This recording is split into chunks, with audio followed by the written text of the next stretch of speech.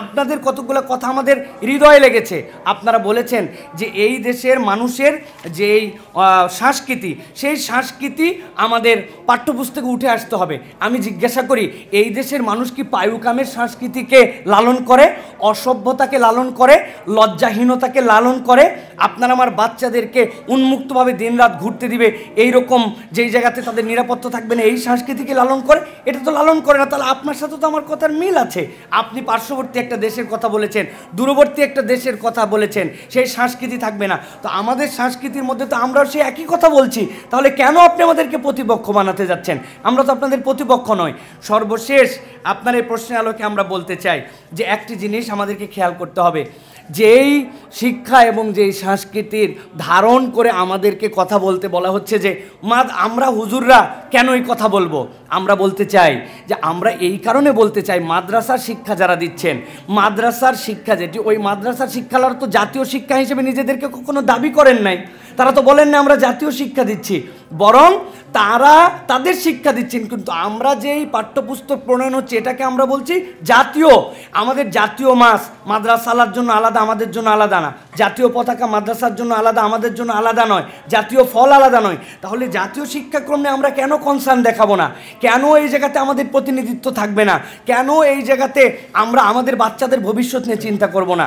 এটার দ্বারা যদি এই শিক্ষা ঢোকে, আমাদের সাংবাদিক বন্ধু যারা আছেন, আমরা যারা আছি, আমরা কেউ এখান থেকে আমাদের ভবিষ্যৎ প্রজন্মকে বাঁচাতে পারবো না। অতএব বলবো, আমরা বিভাজন তৈরি করি নাই, বরং আমরা এই দেশ গঠনের জন্য একটা ঐক্যের অবকাঠামোতে আমরা আপনাদেরকে সামনে নিতে চাই। ওলামায়ে কেরামরা সবসময় সচেতন ছিলেন, কিন্তু ওলামায়ে কেরাম কারো প্রতিপক্ষ নন। তারা মানে কেবল আন্দোলনের জন্য আন্দোলন করছেন, বিষয়টি এরকম নয়। এটা জনগণের যে প্রতিফলন, সেইটি আমরা আপনাদের কাছে উপস্থাপন করছি। তো আমরা আশা করি যে আমাদের জনগণের দ্বারা এখন যে সরকার এসেছেন, তারা আমাদের এই বিষয়গুলিতে আমাদের যে কনসার্নের জায়গা, সেটাকে আমলে নেবেন। ধন্যবাদ আপনাকে। আমাদের পক্ষ থেকে সুনির্দিষ্টভাবে পাঠ্যপুস্তক সংশোধন কমিটি কিভাবে হবে তা প্রস্তাব আমরা পেশ করেছি। এটা যদি সরকার মনে করে, তাহলে দেশবাসীর সামনে উপস্থাপন করবেন, এটা সরকারের দায়িত্ব। ইতিমধ্যে অনেক কথা আসছে, আমরা কি চাচ্ছি সেটা আজকের লিখিত বক্তব্য বলা হয়েছে, এবং ইসলামী সংগঠনগুলো ধারাবাহিকভাবে বক্তব্য বিবৃতির মাধ্যমে বলেছেন।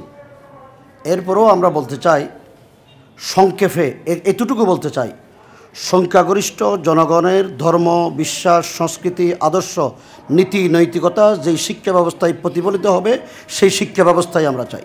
জেনারেল শিক্ষিতরা তো মাদ্রাসা শিক্ষা ব্যবস্থা নিয়ে কথা বলে না, আলেমরা কেন জেনারেল শিক্ষা নিয়ে কথা বলবে? অনেকগুলো উত্তর আছে। তোমাদের একটা বিষয় হলো যে জেনারেল শিক্ষাটাকে তো আমরা জাতীয় শিক্ষা হিসেবে ঘোষণা করেছি, এবং এটা সাধারণ মানুষের উপর চাপিয়ে দেওয়া হচ্ছে। সাধারণ মানুষ বলতে আমরা কি সাধারণ মানুষ না? আমরা আলেমদের সন্তানরা কি জেনারেল শিক্ষা পড়ে না?